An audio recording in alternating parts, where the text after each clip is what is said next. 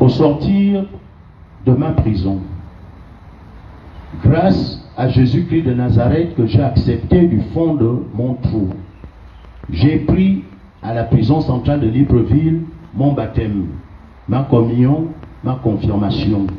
Et grâce à vos prières, je suis sorti vivant de cet enfer. Je dois ma vie à Jésus-Christ de Nazareth que j'ai volontairement accepté lorsque j'étais dans un trou où personne ne s'imaginait que j'en sortirais.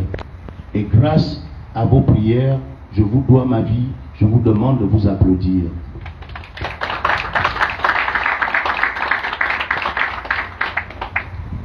Je suis sorti de prison, j'ai trouvé 6 ans après un peuple résolument debout.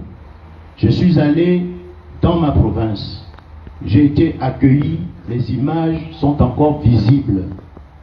Et immédiatement, je suis sorti du Gabon pour une mini-tournée mondiale.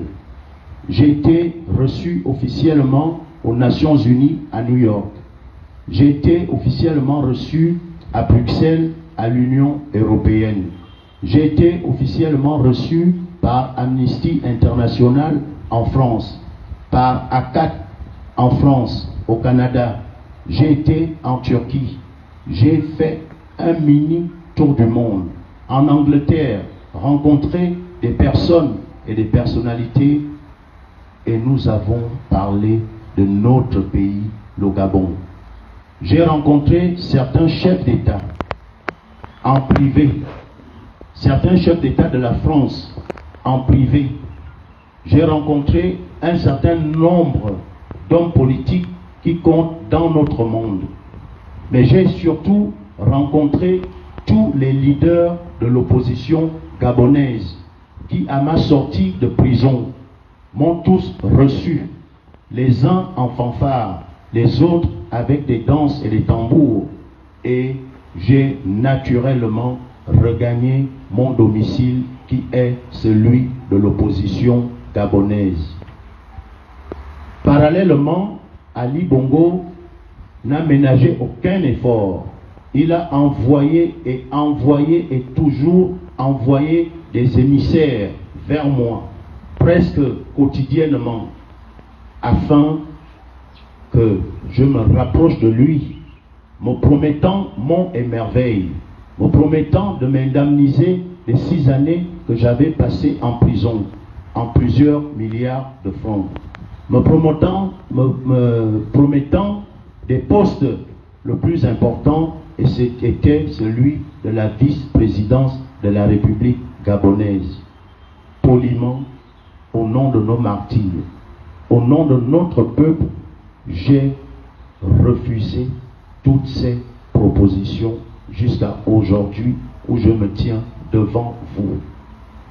C'est ainsi que, en toute âme et conscience, j'ai décidé de me présenter à l'élection présidentielle. Immédiatement, j'ai constitué une équipe de Gabonais et de Gabonaises, de l'intérieur et de l'extérieur, de la diaspora. À ce jour, en 2 mois, j'ai fait 34 causeries populaires. Certains sondages qui sont faits par des hommes et des femmes que je ne connais ni d'Adam ni d'Ève me donnent souvent largement gagnant de ce scrutin.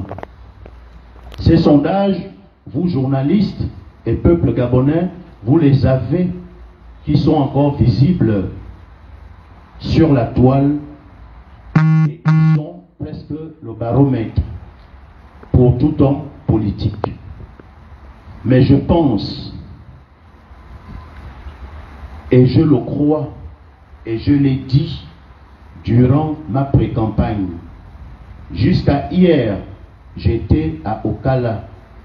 Cette vidéo postée hier a aujourd'hui 22 ou 25 000 vues. En dehors de Ousmane Sanko au Sénégal, aucun homme politique en Afrique ne fait l'audience que nous faisons sur Internet. Mais je ne pense pas que c'est Internet qui vote. mais Internet est consulté par chacun d'entre vous. Et je pense que notre pays, le Gabon, doit être largement au-dessus de nos considérations personnelles. Notre pays, le Gabon, doit être largement au-dessus de nos égos. Notre pays mérite que l'on se sacrifie pour lui. J'ai payé le prix lourd. Aucun Gabonais n'a subi ce que j'ai subi depuis 2016. J'ai été torturé dans ma chair. Je suis tombé dans le coma à 3 reprises où on me disait mort. J'ai été meurtri dans mon âme, mais je crois en Jésus-Christ de Nazareth. C'est pourquoi ce matin, comme celui que je prends en référence, Jésus-Christ de Nazareth, j'accepte, comme lui l'a fait, Fils de Dieu, de laver les pieds de ses serviteurs. J'accepte aujourd'hui, au plus profond de moi-même, au sommet de ce qui nous sépare, je prends une décision difficile, une décision lourde de conséquences pour tous ces milliers et milliers de Gabonais qui m'ont porté, comme Jésus-Christ de Nazareth qui avait lavé les pieds de ses disciples. Moi, Bertrand Zibabar, compte tenu des enjeux, une deuxième fois, comme en 2016, j'accepte de me sacrifier pour le peuple gabonais. C'est pourquoi aujourd'hui et maintenant, je vous annonce le retrait de ma candidature à la présidentielle de 2023.